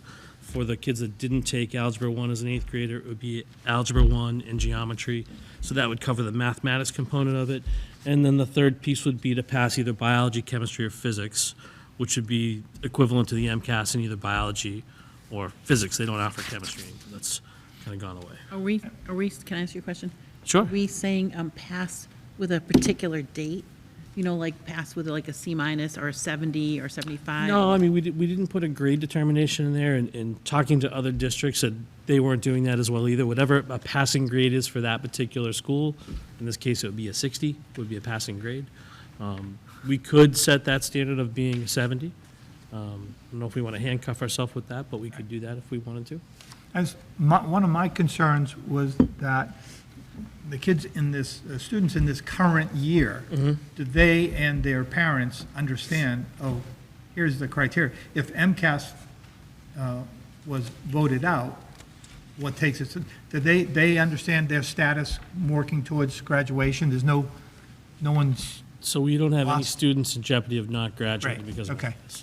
So what there's no retake for ELA, and there's no retake for science, which typically happen in sometime in February and sometime in March. So those aren't going to happen. They did do the retake for mathematics in November, and we had about 12 kids or so that took that test, but that test did not matter. They still had to sit and take it. Yep. But once the law changed, obviously on the vote on the 4th or 5th, whatever day it was, and I think it took place, on December 6th is when the law kind of took effect. So those students are all good to go. And so whatever the criteria, whether it was MCAS and now it's courses and passing certain courses, I'm assuming in the event that somebody is in danger of not graduating, when does that notification, when does that get put on the table? So we typically would start that process sometime early December. So we've already met with students. Let's say Bill Silva was a student who didn't pass 9th grade English. We have to put something in place for him to show a competency in 9th grade English. So we have a couple different credit recovery courses that we would offer. Students could even retake a course during that year. So we identify those students early on, typically the end of their junior year, kind of see who's on our radar, Yep. and then kind of go from there. And then I know for me, I know when working with Dr. Williams, I love the vision of the graduate and all. But I'm never quite sure where it lives. I mean, if I stop a student in the hallway and said, so what's the vision, what's included in the vision of the graduate? I don't know if they would answer me, but I'm just curious, how do we keep that in focus? Because I think it's really, the whole idea is this person who's going to walk across the stage and get their diploma, they are proficient for. I think unfortunately, I don't think it lives enough day to day in what we do. Ironically, I was looking at Plymouth South, I think it was, a great infographic that they use for their vision of a graduate. So one of the things I was going to kind of task our graphics department is to come up with it's a picture of the school that has, some really, it just looks really user-friendly. Yep. So it's something that we could maybe do the same thing here, put it up around the building. Sure. Just so it's there in the halls, kids are talking about it, it's in classrooms. Yeah. But that's kind of a between now and the end of the year kind of thing that we'll start putting in place. Yeah, and don't get me wrong, I'm not trying to be critical, I'm just thinking, I just thought it was such a great concept and well put together that, wow, this is something we should leverage and somehow, some way. I don't know whether it's, if you walk through a school, any one of the schools, you have a sense of, oh, hey, I get it. Or certainly the teachers should understand what we're working towards, administrators, that kind of thing. So I just thought under that whole canopy of, what's it take to graduate here and what are we looking to produce for students? I know there are some things, if you look at the second page, there are some things we're looking at maybe doing moving forward. With our new schedule, the 7x5 schedule, which is 7 periods, drop 2 daily, students can take 140 credits in the course of their 4 years here. The current graduation requirement is only 110, so we're looking at bumping that up But when you do that, you have to do it kind of incrementally. You really can't, we can't change it this year for our juniors. We would need to look at maybe like our incoming freshmen and say, okay, we're thinking of going from 110 to 115. That gives them the time to meet that requirement. And then if we wanted to go maybe to 120, provided we can kind of sustain it, we obviously have to have the staffing to sustain it as well. Right. So we maybe could go to 120. Because currently the way it works, let's say I'm a senior or I'm a four-year student here, I could take like an AP lab. So if I take 2 AP classes or more, I get a kind of a free block and a study block, which is 5 credits. I can do that twice, junior and senior year. So then I can only earn 130 credits. We also offer like open campus to seniors, which should be a 2.5 credit window. So if I was a student that had 2 AP labs and a senior lab, the best I could do is 127.5 credits. So is 115 the number? Is 120 the number? We're just looking at seeing what that looks like. And I think by bumping to 115, it gives us some flexibility at some point. But that doesn't have to be obviously tonight. But You know, And that's for the standard, because right now, they're, no matter what with this new schedule, like a 7th grader coming in right now, or is it starting at freshman for the 140 credits? oh, the 140 Starts at freshman year? Anyone who was a freshman this year Okay, so, could have earned 140. right, so you're already exceeding, like, is what you're saying, right? So Well, so we currently could bump up our standards within that 140, but Yes. we're getting them 140 Well, no matter the what. 140 is how many credits they could take Could if they were take, yeah. full all 4 years. Okay. Typically, most students end up with 125, 130 Okay. credits over the course of their 4-year window here. So it's not hard to get to. Yeah, and above the standard. And if a student failed a class, obviously you wouldn't earn the credits for that. So we want to build in enough of a buffer to allow everybody to get to that standard. So 115 is where we're thinking of going at some point, whether it's next year or the year after. So how do you help the student proactively start planning as a freshman to plan out their courses for the rest of the 4 years to hit those credits? So that's where guidance comes in. So they would be critical in doing that.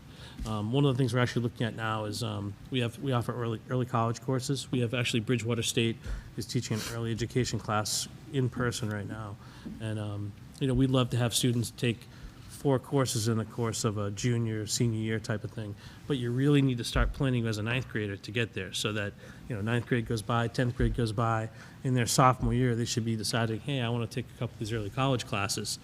It's kind of too late to start planning once they're juniors. So really, it's that freshman year when they meet with their guidance counselors where they should really be planning those things out. Do we have the appropriate guidance staff to help facilitate that? I know that the scheduling is really difficult and complicated, right? So they have to make it work for all the kids and all the different blocks. And you have how many kids in each class all wanting to hit whatever classes they want to take, and how many guidance counselors? We have 4 currently. So is it feasible for them to look at like a full 4 years, or are they just doing it year by year? Well, I think it's year by year to start. I mean, freshman year, obviously, you're taking math, science, English, social studies, foreign language, PE. So there's 6 or 7 classes that are already kind of places that are full. Yeah. So as far as that 7th class, there really aren't a lot of options as a freshman. Yeah. As you become a sophomore, same type of thing. They're taking math, science, English, social studies, PE, foreign language, still 6 classes out of 7. So it's really when they get to junior and senior year, it opens up more space in their schedule. And I think that becomes obviously then a budget conversation, because to make that all look as good as it could be, Yeah. there needs to be more bodies to be able to do that, but that's not happening. Right, and I know, like, from my personal experience, Ms. Newland's been so helpful to my stepchildren, but I feel like that, kind of landed like senior, let's take piano. I think it was like kind of not proactively planning, and I think engaging parents, 1, right, and understanding how to figure that out, but then 2, getting like guidance to have enough time, and so, because I know that they're very busy, to be able to support, like, getting the kids set up for the next, whatever it is, how many years, whatever the appropriate time to start planning is, so that they can, be proactively thinking about, okay, my senior year, am I gonna hit the classes I want and need to hit those credits? It really should start freshman year. Yeah. One of the things we're going to look at with guidance, we're actually going to start program of studies and choosing of courses in a few weeks, is we're going to limit the options for freshmen and open up more options to sophomores, juniors, and seniors. So that as a freshman, maybe you don't have an opportunity to take a class that typically a junior and senior would like to take. So we'll limit those options and then open those options up again for our freshmen as they become sophomores and juniors. Yeah. For example, I'll use like Metals and Woods. For whatever reason, it seems to be a popular class. Our upperclassmen that want to take it tend not to be able to get into those half-year classes. So I think we may limit freshmen from taking those classes so that we can offer those to our upper class kids before they get out. And I feel like sports marketing is like another big one that everybody wanted to take, whatever that class is. Yeah, I and don't we've think had any some. of them want to be like and we- athletic like, you know, PR firm, whatever. And a lot of that goes back to personnel too, having the right people in that role. We've had some turnover in that role the last year or two, so it's been tough to offer those courses. Well, for what it's worth, Ms. Newland has been fantastic in my experience. Yeah, it's great. Do you know typically what most high schools have for graduation requirement credits? The credits are different from different schools. So for example, we offer, our full year classes are 5 credits. In some schools, it's 1 point for a full year class. So they just do their point system different than we do, whereas a half year class might be 0.5. Some schools even offer term-based classes, which would be like 0.25. So it's kind of apples and oranges across the board when you look, so. Yeah. I think it's also important just to make sure that the kids understand when they're building their schedules, how the classes that they pick end up impacting their final GPA for when they want to apply for colleges. Because I don't think a lot of them are thinking about, if I pick gym, you know, for a full year, that doesn't count towards my GPA, and how it could potentially impact it. Well, every course they take counts towards their GPA. Not from the college's point of view. Well, some colleges, we use a weighted system. Yeah. Some colleges don't do the weighted system. So, you know, there's a 4.0 scale. If you take an AP class, it's worth 5.0. Some colleges don't take that weighted scale when you go to apply. So I think they would have to know what college they were looking at in 9th grade as they make those choices of what courses to take. So it's a lot to ask a 14, 15-year-old. From a 9th grader? Yeah, it's a lot to expect from a 9th grader, without a doubt. Do you know if the graduation requirements that are here for the 24-25 program of studies, is that, there were no changes made to it? It's the regular program of studies, the regular graduation? Those are exactly what's in the program of studies currently. Okay. And I know, I think the state started to mandate a course in financial literacy. That's all part of what we do, and the civics course. So the financial literacy, we don't do that now. That's something we'd like to do at some point, is to have students take a course in financial literacy as part of their, just a standalone course, not built into another math course. Was that the same thing as the fundamentals in math class that they used to have? I think that's what it was called. Topics? We have in math, topics. That's what it was. Would that be the same thing as the topics? No, it would be separate. It would be something completely different from topics. It would be a half-year course that every student, you know, junior, senior would have to take before they graduate. Civics, we have that currently. There's a civics action project that they have to do, but you don't have to pass the class technically for graduation. You have to do the project, but you could do the project and not pass the course. We want them to actually pass the course. Very few kids don't pass it, but we just want to make that a requirement. Yep. Once again, it's all sustainability as far as having, you know, staff and what have you to be able to do these things.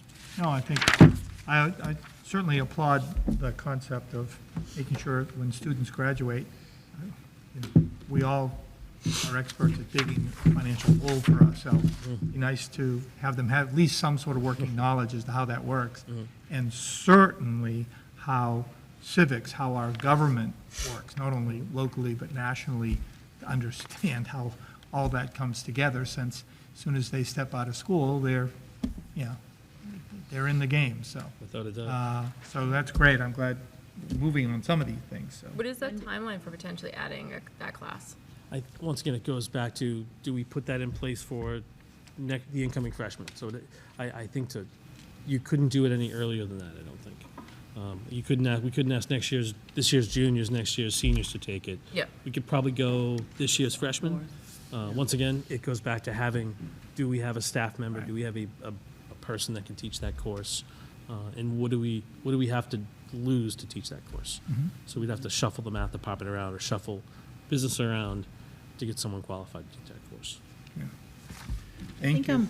Well, with the financial literacy, so one of my kids took the topics in math class, and they did, it was like investing and having a checkbook or whatever, all that. So I think those two classes might overlap a little bit. They would, but we would change the topics. The topics is very open-ended. It's really, so students are required to take 4 years of math, and it has to be, it's one each year. You can't, if you doubled up your freshman year, that still only counts as 1 year of math.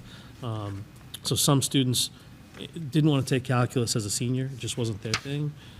So we offered this topics in math a number of years ago to replace, so instead of having to take calculus, if that wasn't your goal, this was a kind of an alternative. Any idea of when this might be finalized? This could be whenever you want me to present it to you as a non-draft form. It's going to be, have to be part of the handbook, right? Which is probably where you're going, right? So, Yeah, I was wondering, well, is this your final, like, it says draft, so I was just wondering, is this like, This is pretty much what I'd like to turn in. oh, okay. right? And like I said, we we just have to vote on looked it. at language from other schools, we've kind of modeled it there. I've shared it with my parents group, I've shared it with the lead teachers, I've shared it with the administration. Great. Well, thank you, and again, I apologize, I should have worries. moved you up instead of having you wait there, sorry. Or But that was really helpful. I just want to make sure with all the uncertainty, some of which I had, that, well, okay, now what happens if there's no MCAS? So thank you for No. giving us that update. Principal Silva, before you leave, just quick questions back to the immigration update. Was there anything from the central office with regards to, was there any directive when this came out? No. Okay. Because I think from a policy standpoint, Ellen, we're going to have to take a look at this. This is, as stated, I read it, it was advisory, it's not legal advice, all that type of stuff. One of the things that I think we might want to take a look at is if a child does not have a birth certificate showing the child's age, they're saying that there's a possibility that we would accept an affidavit from the parents indicating the child's date of birth and so forth. I think when we enroll produce a kids, birth certificate so to go to Dr. Williams would know this answer, when we enroll children, we. Right now, it's in It's the required. policy as one of the requirements. a That's birth- my point. So Yeah. this guidance is saying not to, and I don't think they've been given the guidance from central office as what to do. So from a policy standpoint, we need to decide so we can bring it forward to make sure that Good they're point. following kind of policy. And then the only other thing from a policy So like standpoint. who is following policy? Like the principals have access to the policy? like- Right, so in this From guidance, it enrollment says we standpoint. may accept an affidavit. Oh, Right now, We according to don't. the policy, birth certificate is required. So right. And right now, we're staying with policy because there is Yeah. nothing that is going there. So I guess the second part of, from a policy standpoint, and something that I know you've worked at, and we've done the yonder bags and so forth. These two things came out kind of at the same time. Was there anything, because I know that an email came out about the cell phone policy, or guidance with regards to that. Has there been anything from central office with regards to? No, they diving forwarded into that, forwarded that Just forwarded document, this, but So this is another thing that I think from a policy standpoint, we just need to kind of get our arms around, and whether, we need somebody to tell us, extrapolate out of these 45, 50 pages, what we need to be doing to make sure that we're following policy on our standpoint. So, Great point, thanks, Peter. thank you. And with both of those, it would filter down to handbooks. Correct. Thank you. Okay, Welcome. thank you. Thank you. Mr. Silver, appreciate it. thanks, no problem, thank you. And we're up to FY '26 budget and business finance. John, you want to take us from here? Sure. So I handed out 2 sheets. The first page is the fiscal year '25 budget status. Same, a little different format than usual, but it's the same format that I did last month. You can see the salary line. We have a budget of $21,169,000. So far, we have $10,861,000 in expense. I estimate another $10,168,783 through the remainder of the year, which would equate to a total expense of $21,029,000. So I am estimating, as of projections right now, to end up with a balance at the end of the year for salary. Non-salary, I've broken down the different categories that, from our software accounting system. Really not a whole heck of a lot has changed since last month.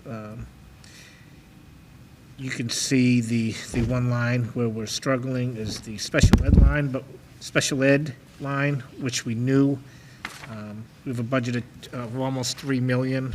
We'll have expenses of approximately $4.8 million, with a deficit of $1.8 million. But you can see we had budgeted last year to cover that $1.8 million. We have $525,000 in circuit breaker from fiscal year '24. We have the fiscal '24 circuit breaker reserve relief. We have this year's circuit breaker payment, and I am estimating, so those three are our actual numbers. The estimate of $611,000 is an estimate of circuit breaker extraordinary relief, which will be filed shortly. So I'm estimating to cover that deficit, we'll have about a $45,000 difference covering that deficit. Now, last month, when I presented the non-salary, the adjusted balance equaled, I should know, but it was around $300,000. So as new expenses come along that we haven't encumbered, that number will decrease through the remainder of the year. So we are watching it very carefully. We actually have a budget freeze right now. So we've asked schools to purchase things that are needed to continue with the education for the students. So we watch it on a daily basis. So any new items that come in or are proposed, we scrutinize and keep an eye on it. So I'm confident we'll come in at budget. Right? Or Thank maybe you. even a Thanks, little to John. the plus. Good, thank you, John. And I know there was a reference to the state aid update.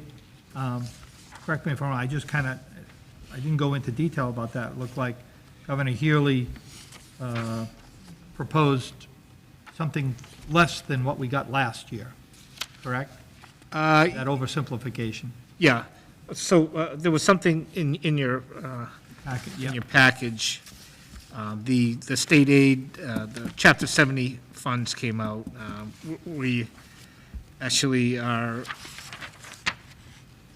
it shows an increase of $147,000 for us, which equates to a $75 per student minimum. Last year in the governor's budget, it started out at $30 and it moved up to the final budget of $104. So hoping that $75 minimum per student aid will go up some more. If it goes up to $104 like it did last year, it would mean about $57,000 additional dollars. And we saw that like really late last year, right? Yeah. Wasn't it June or into July Yes. before we got that Yep. number? Yep. Do you imagine it would look the same based Yes. on, yeah? Right. Thanks, John. Let's see, what else is in here? Circuit breaker.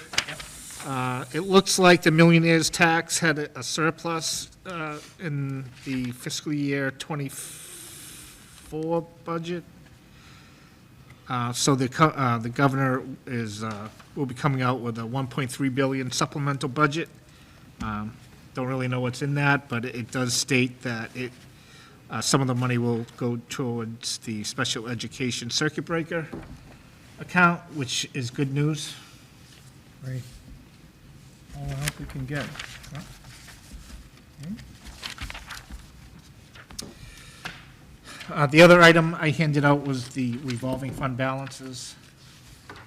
These are pretty consistent from prior months. You can see there are two accounts right now that are in deficit. You have the athletic fund, which is in a deficit of $10,000. That will not be in deficit at year end. We fund all the boys and girls hockey. We fund it in total, and at the end of the season, we will divide the cost up amongst all the towns. So we'd do about probably do about 17,000 in reimbursement from the other towns for the co-op hockey programs. School building rental, you can see that's a negative balance at $9,488. We have open a little over $40,000 in revenue that will be coming in, so that, I'm not concerned about that. Oh, good. Account either. Super. Thank you. That looks good. Thanks. Can I add one more quick? Yeah, sure, go ahead. So finally, the ARPA projects are finally starting to come through.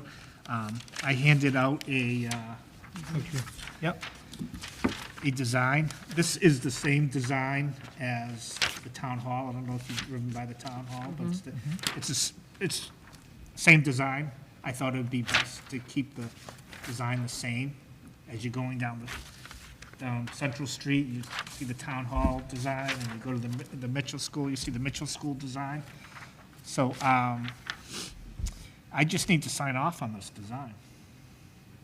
And you need us, for you to Well, sign up? I'd like your opinion. Well, Who runs the board? Who puts the messages in? It is done in the office. It's a wireless, we're gonna put a wireless system. Can we have access to that? and where was this, is this going to be placed out in front of the middle? Yeah. So we're replacing Yeah. the brick one with this one? I've been waiting for this for years. So, obviously, the one at Town Hall is right next to Central. Yes. There's nothing, we have a digital board for the high school, Yes. not as fancy looking as this, but still effective, good. Okay, and this was paid for by ARPA funds? Yes. Great. And that includes the demolition of the existing Yes. brick wall? Would they be taking down the, you know how there's a white one there where they Yes, put the, that will be gone? burned in the homecoming bonfire. Okay. Someone want to make a motion? They'll be happy, I'm sure, not to have to ARPA go out and funds, is change that the. an acronym? Yeah. ARPA funds? Yeah, that was, You don't hear about those anymore. yeah, they're all spent now. Okay. We don't have those anymore, but someone want to make a motion to approve this? And- Motion to approve this new sign that's long overdue for the Gordon W. Mitchell School. Thanks, John. Second. What, did she get you with the long overdue? That put Yeah, you but over it's the not edge? John's fault. There was no blame intended. All right, any other discussion? No, I'm seconding long it, 'cause do John these- said, how long John just do said I could have access to the messages. Is that part of the voting? Sorry. How long, do we have any idea how long this sign will last for? Hopefully a long time. Yeah. By the way, Lynn's recording this, John, so go ahead, give us an answer, because we're going to come back.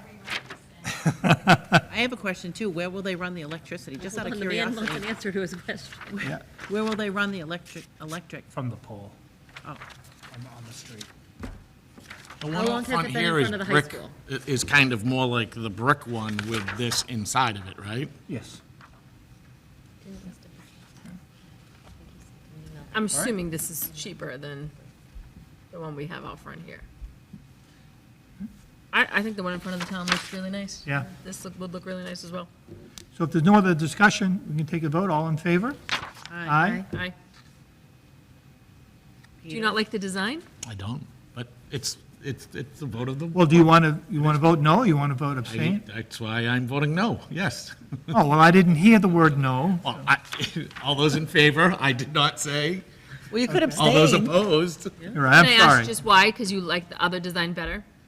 I wonder about how long these signs will last long-term. Well, the one that's, the sign that's outside of the high school, those have, There's no more debate needed.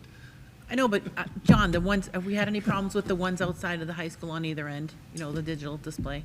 Yeah, eventually, probably within the next year or so, we'll have to replace the LED.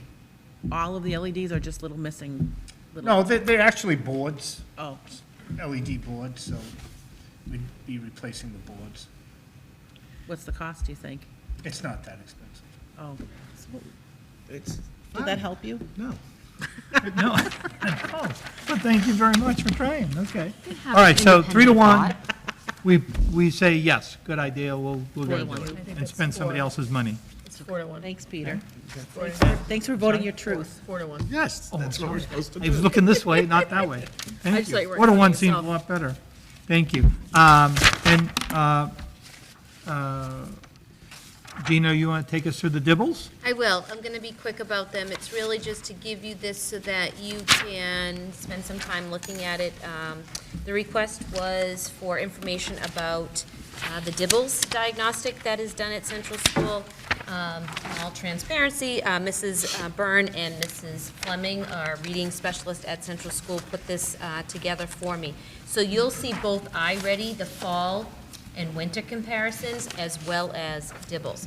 The reason why Central School does Dibbles assessment, which is an acronym for Diagnostic Indicator of Basic Early Literacy Skills, is it's actually before students begin to read.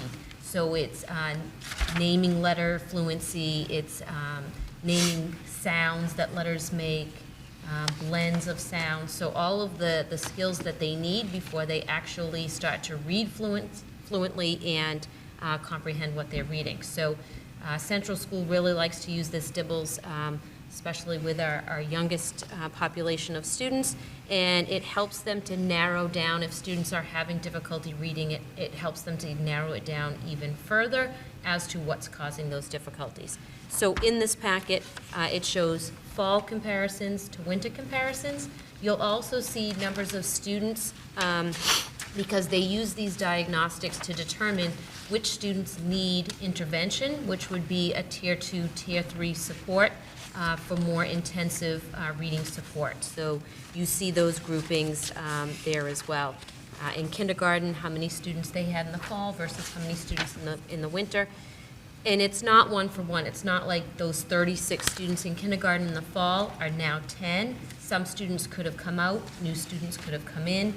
So it's not necessarily that those 10 winter students are from that original 36. It's just showing you that clearly the numbers are dropping for students who need that intensive support, which shows that the instruction that's being done is proving to be beneficial. So like I said, you know, Mrs. Byrne and Mrs. Fleming can certainly talk more specifically about it. I can attempt to answer some questions, but really the raw data for K-2 with both iReady and Dibbles, measuring from the beginning of the year to the middle of the year. Do we know how this, sorry, go ahead. No, go ahead, Amy. I was just saying, just do we know how this compares to other schools? Not necessarily with the Dibbles, but with iReady diagnostic. Yep. And so with iReady, and I would assume with Dibbles, we're looking for 50% growth, because we're about 50% past the beginning of the year. So you'll see in the iReady reports, I believe in this one, yes, the progress towards the annual growth. Yep. So they're always looking for us to achieve at least 50%. So it's nice that you see that our growth is even above that 50%. 82% for the record. Yes. And just for my clarification, so it says beginning of year 1. Is that, what year? My student is year 1. What year are they in? Is that, Where are you looking? well, at the top of the headers on Oh. these particular pages? Yep. It says beginning of year beginning 1. of Is that year- K, is that It's beginning of the year. Kindergarten? It's iReady. I'm sorry, that's capital I for iReady. So we'll put you in the lower percentile there. In all fairness, resign? reading I resign comprehension. from being in all Chairman. fairness, it usually is lowercase I right next to the capital R. So. You're Got okay. it. Sorry, Gordon, I had to. Oh, no, that's going to be in the highlight reel. That'll be good. Oh, okay. Looked like a 1 to me. It did look like a 1, Gordon. It I did, got your huh? back again. I got your back. Thanks, Becky. Leave him alone. I always let the record show that the vice chairman agrees with the Has chairman. continued to support the chair. Mrs. Byrne, maybe, I don't know who else, are they coming back another day? Yeah, so I've said to Mrs. Byrne that if you'd like her to come back, I know when they were here before, we were just getting ready to do the winter diagnostics. I met with all the principals and assistant principals about setting up data meetings, data conversations with all teachers. So those schedules were created. I actually had a chance to sit in on at least one data meeting with each of the principals and kind of watch and observe their data conversations with teachers. It was a chance for them to talk to individual teachers about how their students looked in the fall, how they look in the winter, what do they notice about growth or lack thereof, what adjustments are being made. So really good conversations about the adjustments that should be made at this point in the year based on how their students are doing. So we can definitely have them back to talk about how the data looks from the beginning to middle of the year. Thank you. Great, thank you. And you're going to bring us home with strategic plan Yeah. 1? So what I decided with. Oh, is that, for those who might Gordon, be you're pretty witty confused. today. Strategic plan number I. So, because we've been talking more like global with our strategic plan, I figured it was best to kind of hone in and show you some of the action steps that are actually being taken, and because social emotional wellness is the one we were discussing tonight, I thought it would be nice to share with you an impact report for Care Solace. As you remember, Care Solace is a third party which helps connect families to therapy services.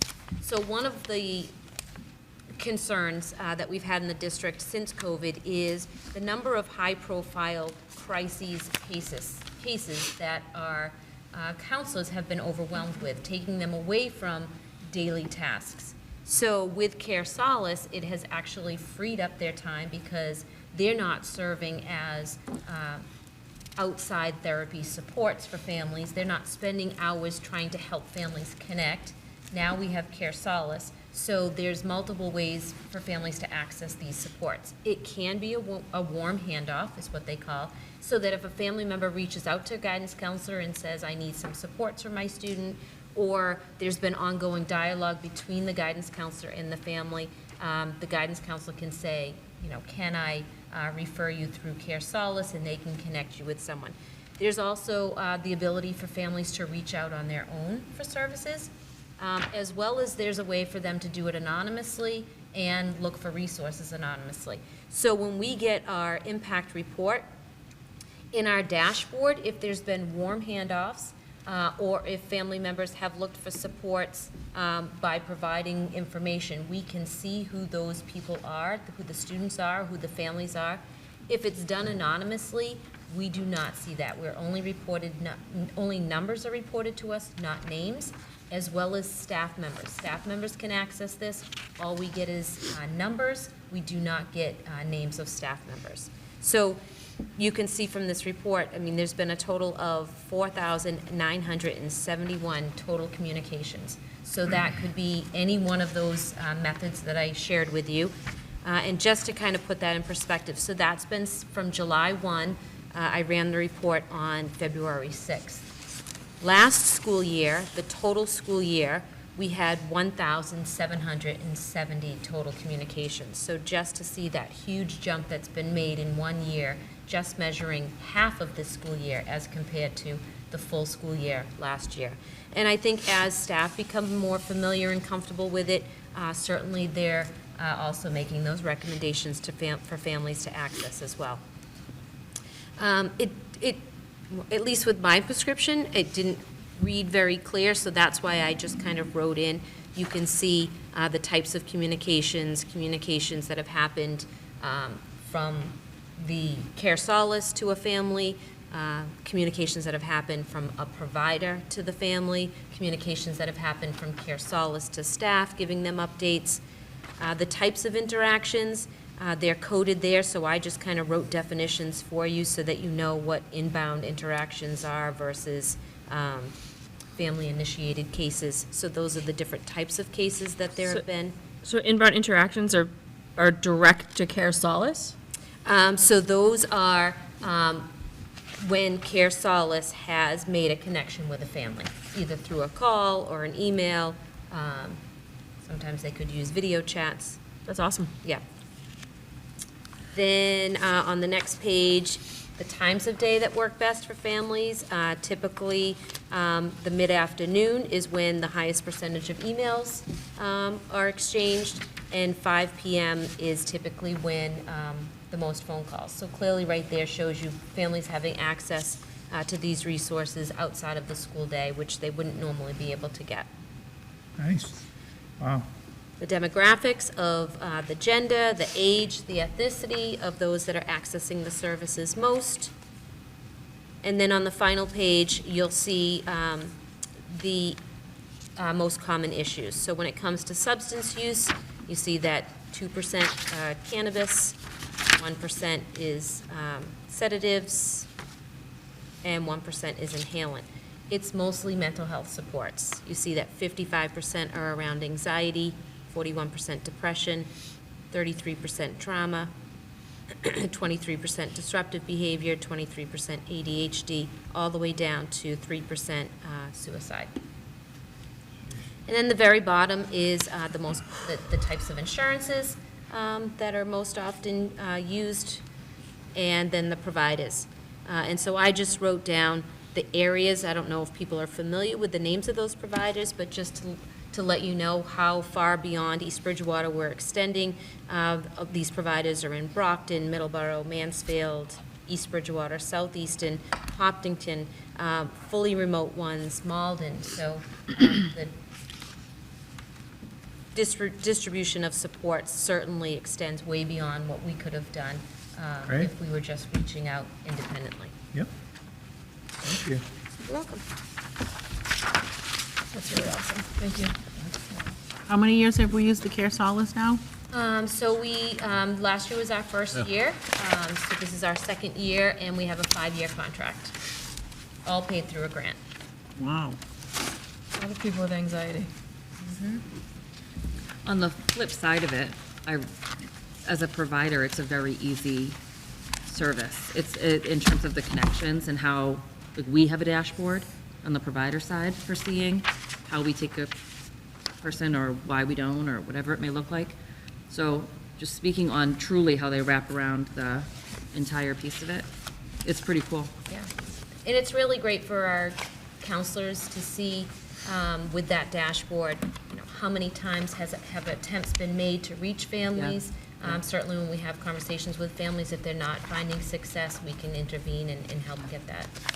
But to date, we have not heard of families waiting, you know, lengthy amounts of time to get connected. If local people ask me at any point for a recommendation or what to do, I actually typically now refer to saying, reach out to Care Solace or talk to guidance about a referral to Care Solace. So it's nice to even be able to say, here's the resource for you to be able to use that, knowing that it'll be managed. Right, that's great. As a provider, does your dashboard give you a summary of the mental health concerns? No, I don't see anything like that. I see more like when I'm reached out to and the, well, yeah, the reasons, but not broken down as beautifully as this. Yeah. I was just curious if that was the overarching theme all around, would be anxiety. Oh, yeah. Yeah. If we want, we'll move on to action items, and the Yes, first can one I is. just share one Oh, last sure, thing? go ahead. I'm So sorry. the last thing that I left at your that's right. table is we had to reschedule our photo voice exhibition, which was scheduled, I believe it was like February 6th. It was whatever day we had the inclement weather where after-school activities were canceled. So this is through our partnership with High Point, EB Coalition. We meet with them on a monthly basis. They, through a grant, do Photo Voice. They partnered with Cassie Lastly, one of our art teachers who has a photography club, a photography course. Her students engaged in it. It's really, the students have a chance to have a camera, take some photos, and really tell the story of how they feel substance use impacts our community. So The exhibition of their photographs will be on display. That's why the building committee meeting has moved to the lecture hall. They'll be set up here in the library next Tuesday night from 6 to 8. The students will be here for family and community to come and see their photos and really engage in conversations with students about how substance use impacts us as a community and how their student voice can help with the cause. I see a lot of kids with cameras lately. Yeah. Pretty cool to see. So we can go to the 5 o'clock Central School Building Committee meeting, and then we can go to the You photo. have a place lovely night exhibition. all planned. That's right. The parking is free. Gordon, Okay. you're just so We witty wanna- today. We'll move on to the homeschool Yes, I'm all reference? set, thank you. Okay.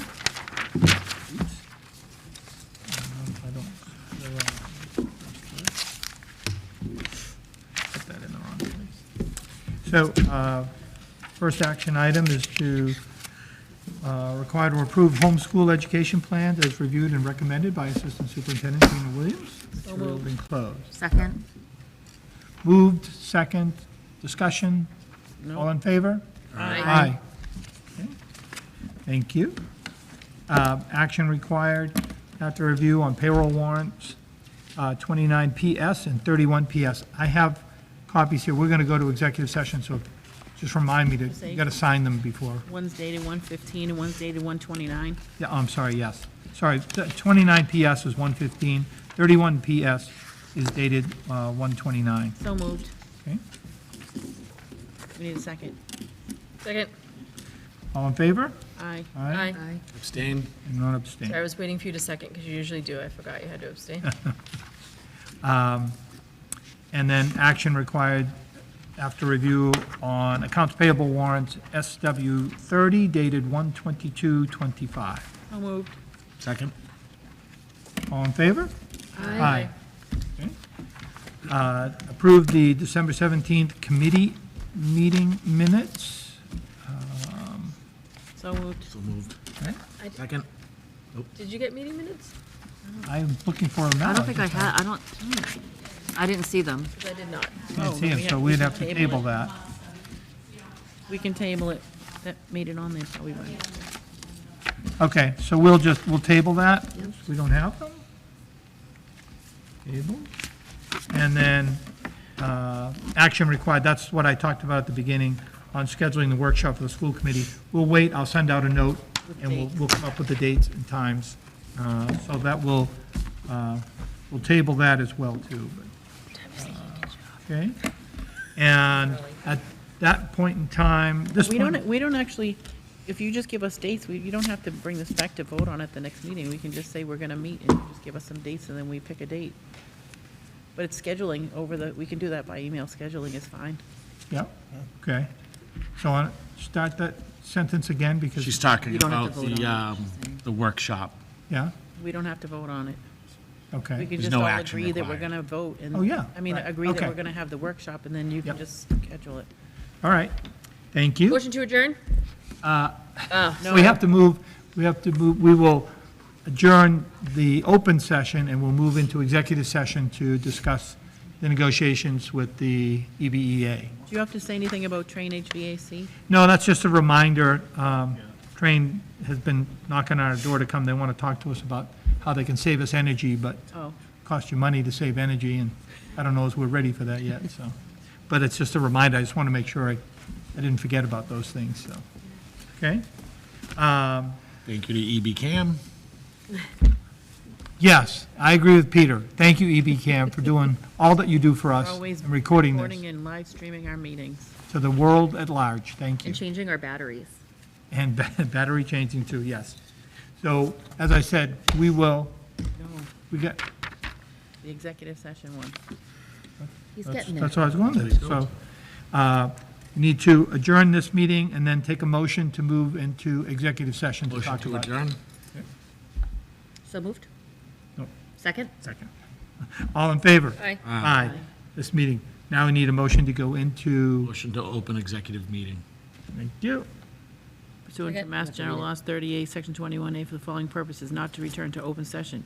Purpose 3, to discuss strategy with respect to collective bargaining with the EBEA. I agree with Mrs. Pennington. Thank you. All in favor? Aye. Aye. Okay, so we'll move to executive session. Thank you, everybody. Thank you, Gina and John. Thank you very much. And thank you, Lynn, for taking notes. Thank you.